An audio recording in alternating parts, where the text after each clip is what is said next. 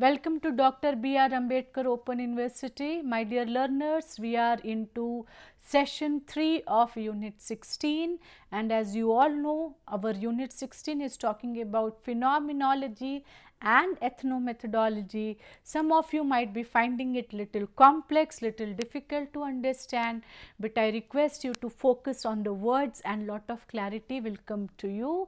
Little more exploration is required apart from listening to our videos, right. So, now coming back to our discussion on ethnomethodology, how different experiments have helped us to understand the social order. So, Harold Garfinkel, he developed breaching experiment to expose the hidden rules governing the social interaction. So, these experiments deliberately violated taken for granted social norms. Results showed that people become confused, they become uncomfortable or even get angry when ordinary expectations are disrupted. For example, if you are like let us say if you are 60-year or if you are 50-year and a 15-year young person is not showing respect, which is our general expectation, then naturally we become uncomfortable, and if you are very particular about it, you might also get angry with it. And he also tried to demonstrate that social order depends on shared assumptions and common sense understanding. So, for example, if you are traveling in a bus and if you see a pregnant lady who is standing and is into lot of difficulty, naturally you are expected to offer your seat to her. And when you are not going according to your routine expectations, when you are breaching the experiments, then naturally lot of discomfort is created. He revealed that invisible work individuals perform to maintain stability and meaning in our everyday life as well. Now, there is another interesting social thinker, sociologist, Aaron, his name is Sikharel, little tongue twister name, Aaron Sikharel, right. So, he tried to extend the ethnomethodological insights and link them to the mainstream sociology. In what way he did? Let us try to understand that. So, he criticized Aaron, he tried to criticize the excessive reliance on statistics and mathematical methods, arguing that they often distort social reality. My dear friends, you will definitely agree with me, all our social realities cannot be quantified. How satisfied you are, how happy you are, how sad you are, can you quantify it all the time? I cannot say 90% I am happy, 10% I am sad. Many social realities cannot be quantified, and that is what Aaron is also trying to tell us. So, he emphasized that the communication involves more than words.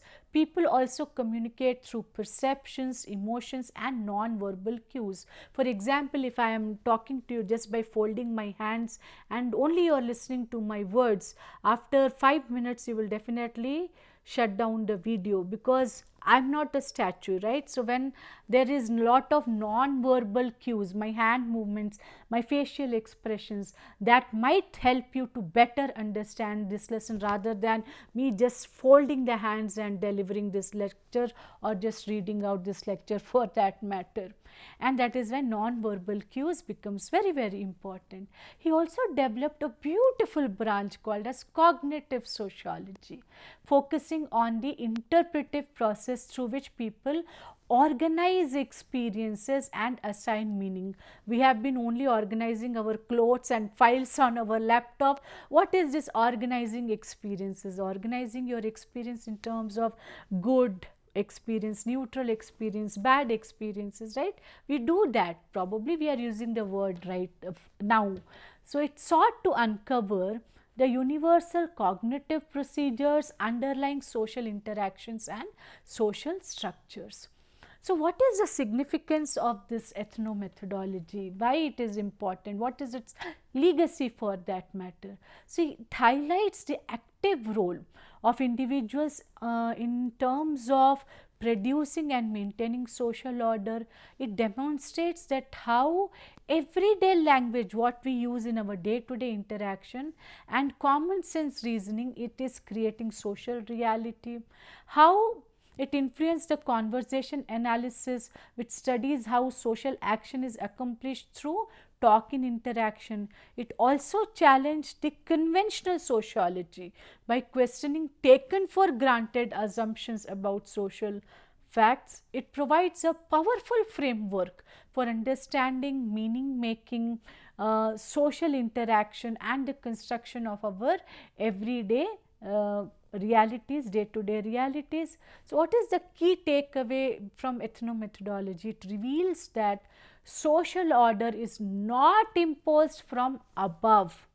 Okay, it is continuously created, interpreted, we give a meaning to it, and sustained by ordinary people, people like you and me, normal citizens, through our everyday interactions and also the practical reasoning.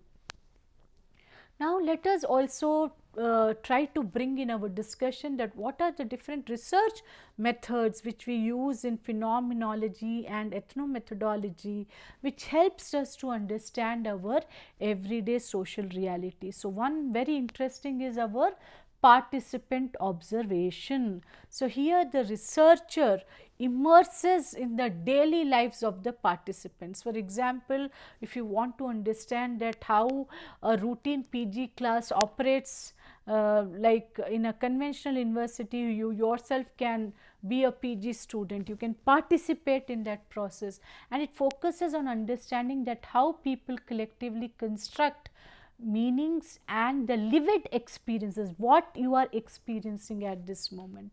It is often supported by video recordings to analyze interactions and conversations. Then the another research method is interviewing, apart from participant observation. So, it uses informal, semi-structured and structured interviews. It helps reveal individuals' perceptions, interpretations, and our experiences of social life.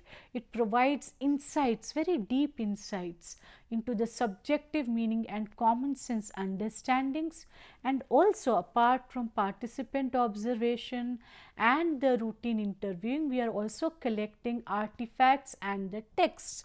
So, here we are trying to analyze the documents, protocols, charts, records, manuals and other everyday materials, what sense it is making to us in at a day to day level, and how it is contributing for us to understand the social reality.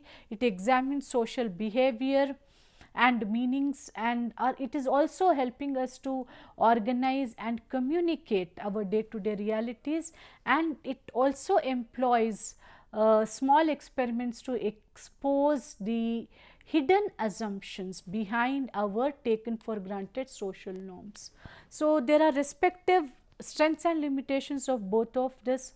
In terms of its major contributions, we will see that it has helped us to revolutionize understanding our day to day lives. It has highlighted the active role of individuals in constructing social reality. It has provided us very deep insights into language, communication. There are also major criticisms, there is no doubt about it. So, overemphasis on micro level interactions, we are emphasizing a lot on that, and there is limited engagement with broader issues such as how power, inequality, politics and social change is operating. The field is often viewed more theoretically fragmented and intentionally inconsistent. But despite its limitations, both these perspectives, phenomenology and ethnomethodology, definitely has transformed sociology to a great extent. Now, let us conclude this particular lesson, my dear friends. Both social phenomenology and ethnomethodology, they have contributed so much in understanding our day to day interactions, day to day behavior, and people like Alfred Schutz, Harold Garfinkel, their contributions have to be remembered. Only thing is, more and more constant research is required in this direction. So, thank you all so much for being with Dr. B.R. Ambedkar Open University. Happy learning, happy time. Thank you.